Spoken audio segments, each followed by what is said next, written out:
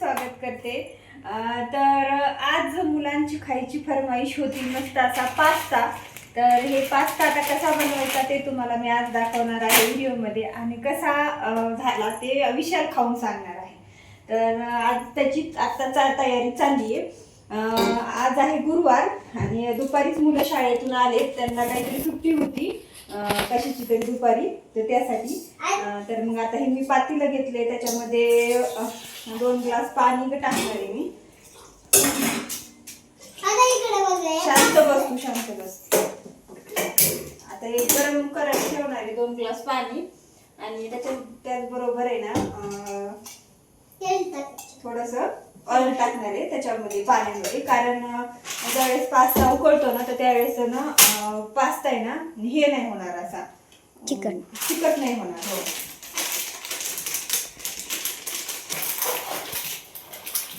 ते 2 कुडे आहेत त्याच्यामध्ये सगळं टाकून घेणार आहे।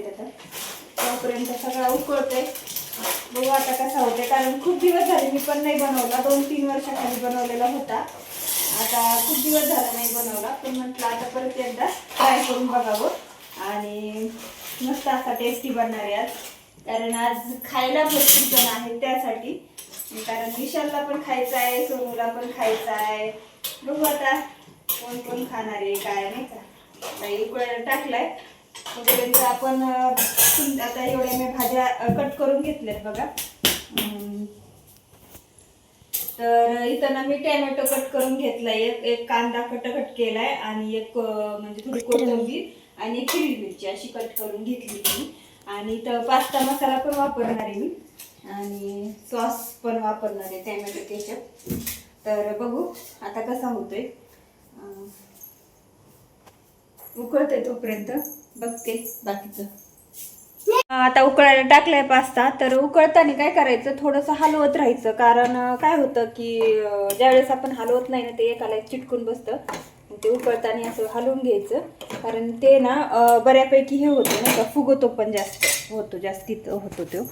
तर चला आता उकळून घेते, करून घेते तोपर्यंत।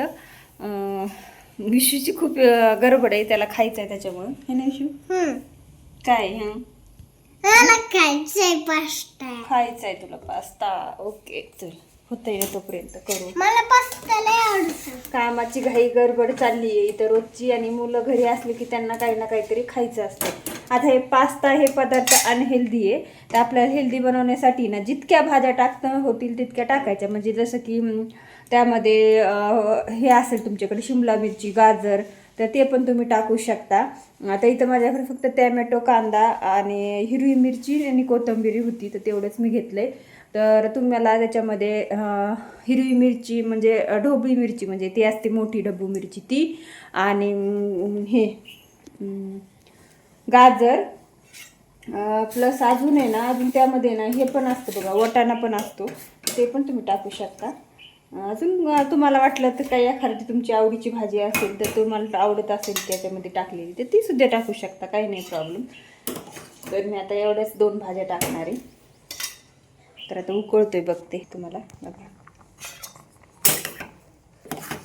आता उकळायला लागलाय बघा, अजिबात चिटकला नाही, एकदम असा सुट्टा सुट्टा झालाय, कारण त्याच्यामध्ये थोडंसं आपण अगदी चिमूटभर तेल टाकलं होतं, थोडासा अर्धा चमचा, कारण चिटकत नाही मग ते। आता उकळून घेते व्यवस्थित, चांगला उकळून, आणि मग हे बाकीच्या भाज्या टाकून आपण बनवूयात।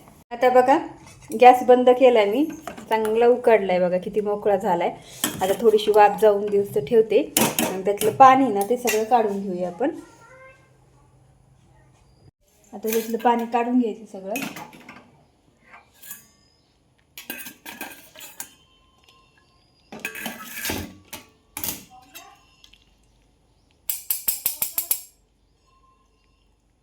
तर बघा इथं मी पूर्ण पाणी अशाच पद्धतीने सगळं काढून घेते, आणि मग दाखवते तुम्हाला, तोपर्यंत थंड पण होते।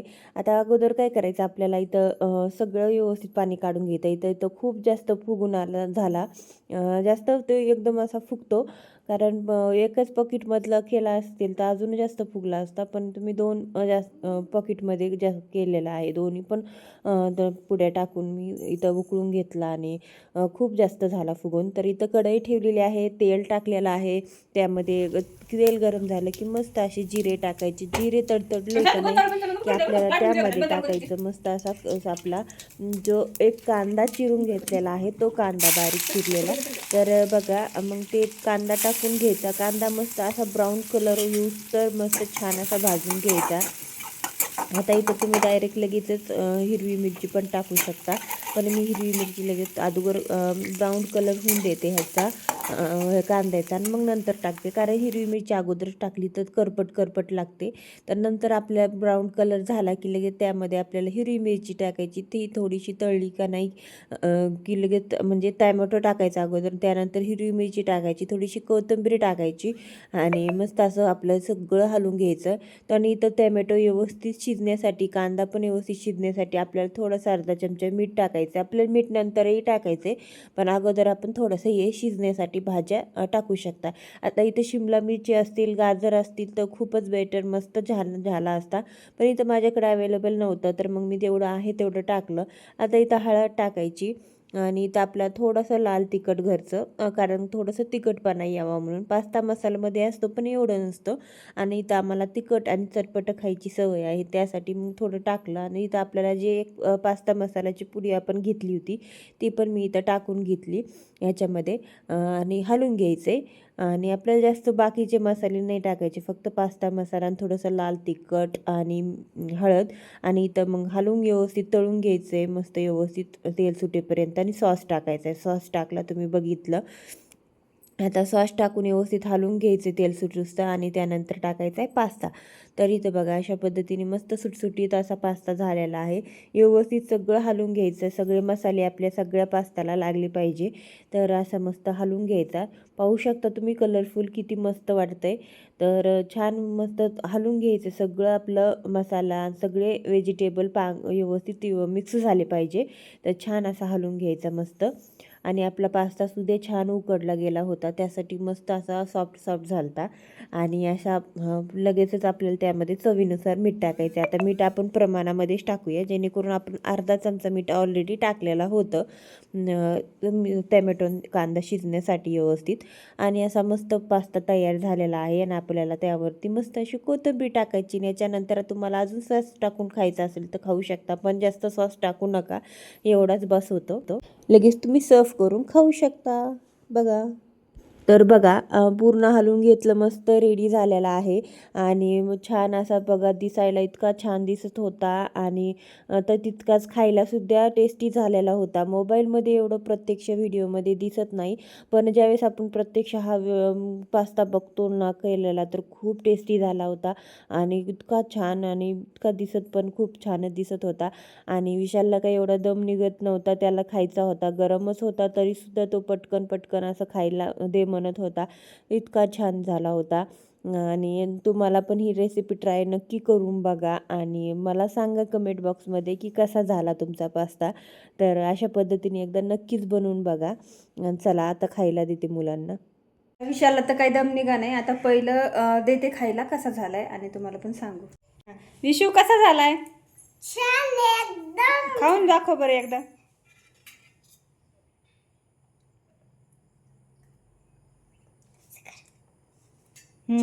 छान झालाय ना? टेस्टी झालाय का? घ्या मग खाऊन. चला, कसा आहे पास्ता? आवडला ना? हां, विशालला आवडला. सोनूचं पण खायचं काम चाललंय. आवडला का? हा, बस आता लय नको बोलायचं, लय बोलतो तू. हा बोल. मम्मीने नाही का पास्त्यामध्ये मसाला टाकला, मग टमाटर टाकलं, मग ते टाकलं, मग पास्ता टाकलं, ते झालं. झाला ना आता, केलाच टेस्टी झाला. खाऊन बघा ना तू. बघा खाऊन कसा झाला? कसं आहे? आवडला का?